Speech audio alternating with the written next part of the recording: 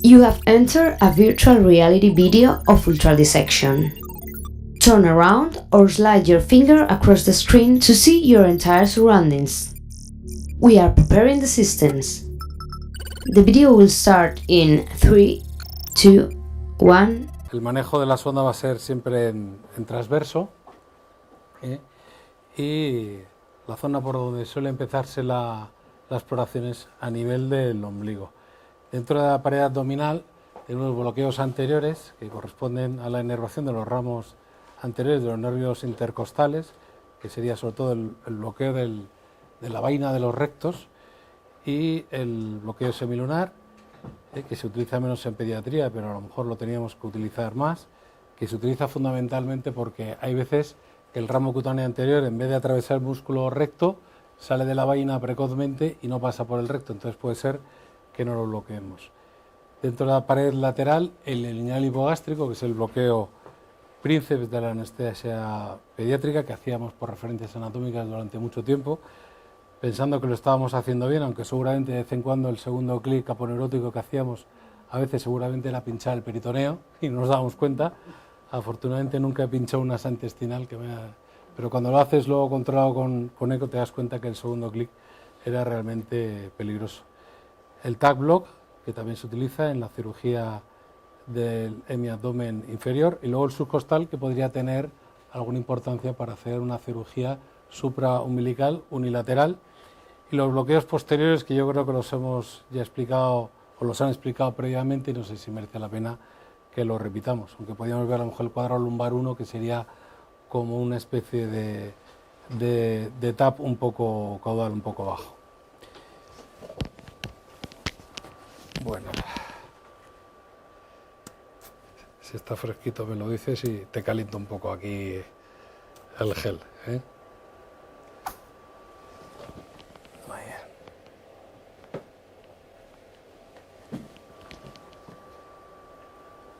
Bueno, pues empezamos. Esto de alguna forma ya se ha explicado antes, pero aquí estaríamos con el ombligo, y la exploración siempre es de medial a lateral. Aquí veríamos el recto del abdomen, el primero, y según nos desplazamos lateralmente, estaría ya la unión miotendinosa, que corresponde a la línea semilunar, que tiene una indicación de bloqueo anestésico, para coger las ramos que hemos dicho anteriormente que podrían no bloquearse en el bloqueo del recto del abdomen, que siempre hay que hacerlo bilateral si vamos a hacer una cirugía media. Y a nivel infraumbilical estarían dispuestos los tres músculos concéntricos abdominales, el abdominal mayor o externo, el medio, que suele ser el más prominente, y el inferior. Voy a poner un poco menos de profundidad, pues está muy delgadita Alba y nos sobra un poquito. Bueno, aquí veríamos perfectamente los tres músculos, que están dispuestos a nivel infraumbilical con la famosa disposición del cohete. Si nos fuéramos más lateralmente, tenemos recto, los tres músculos dispuestos como en cohete, el abdominal interno medio es el más prominente a este nivel, y luego veis el transverso más delgado de afuera. Si me voy muy lateral, a nivel supracostal, se tendría que ir perdiendo el transverso y tendría que aparecer ya el cuadrado lumbar, ¿no? Que es el bloqueo descrito por Blanco, un poquito ahí donde termina, ahí estaría, ¿no? Yo creo que lo veis, ¿no? Y ahí se podría hacer pues el bloqueo que llaman de la fascia transversa, ¿no? Que es muy parecido al bloqueo, al cuadrado lumbar 1, ¿no? Bueno, a nivel supraumbilical ahí tendríamos el recto. El anestésico local a este nivel se debe depositar de lateral a medial. Las arterias epigástricas que irrigan la pared abdominal discurren a nivel supraumbilical en el espesor del recto,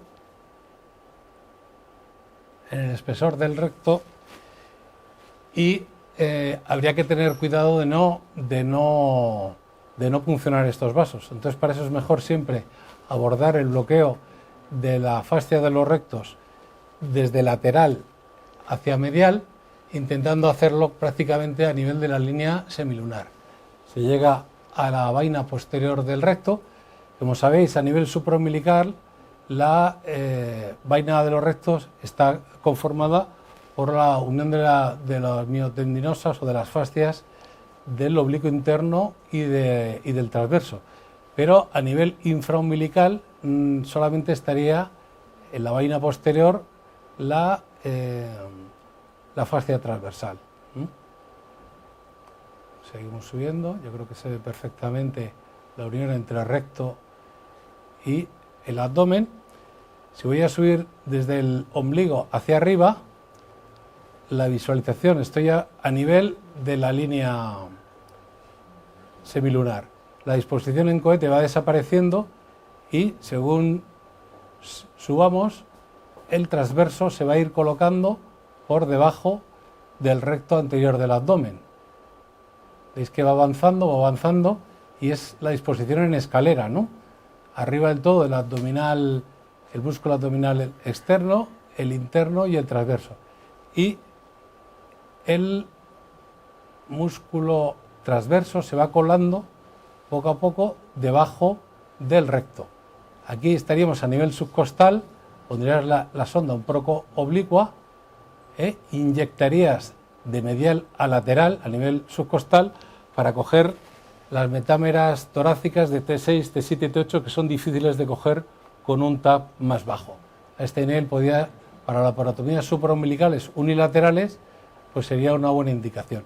Pero inyectaríamos de medial a lateral justo por debajo del músculo oblicuo interno, pero ya cuando está bien metido el transverso por debajo del recto, ¿no?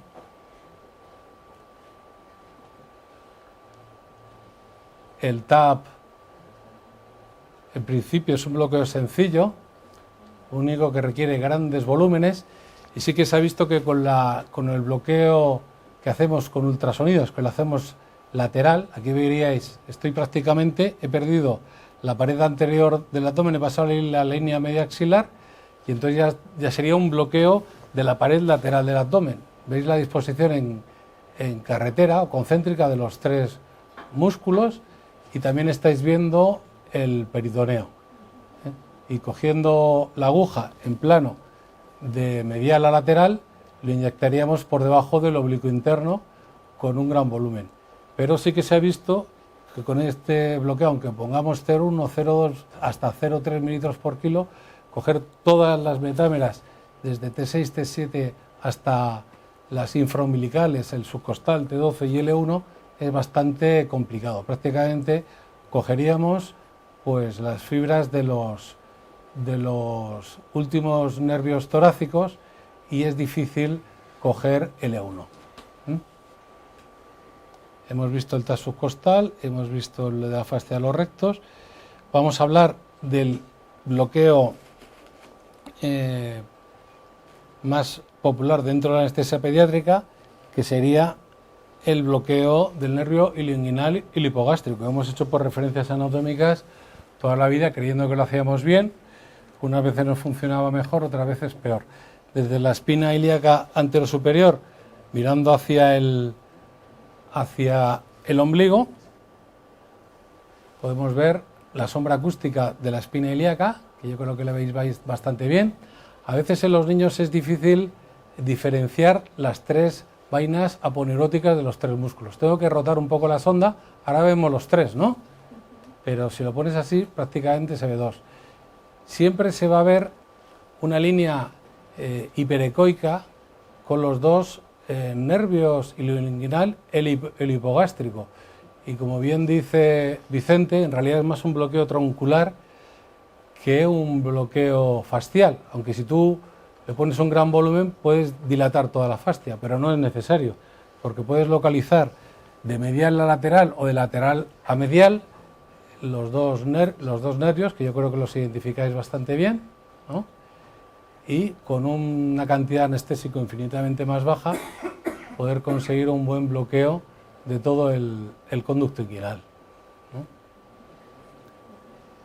¿Qué más podemos ver? Pues estábamos hablando de el bloqueo de la fascia transversalis, que yo creo que es un bloqueo que es muy poco pediátrico, pero en principio podía estar justificado para coger las últimas metámeras de las más bajas de la pared torácica, del nervio subcostal, el T12 y del E1, del nervio ilioinguinal, el hipogástrico, y estaríamos a nivel infraumbilical, moviendo la sonda justo por encima de la cresta ilíaca, y lo que tenemos que hacer es progresar la sonda hasta que perdamos el músculo transverso, y en principio se va a disponer, en principio es un bloqueo que se podría hacer de cúbito supino, y aparecería, veis allá abajo, el músculo cuadrado lumbar, y habría que anestesiar el anestésico local entre el transverso y el cuadrado lumbar. Pues yo creo que con esto tendríamos recogida prácticamente.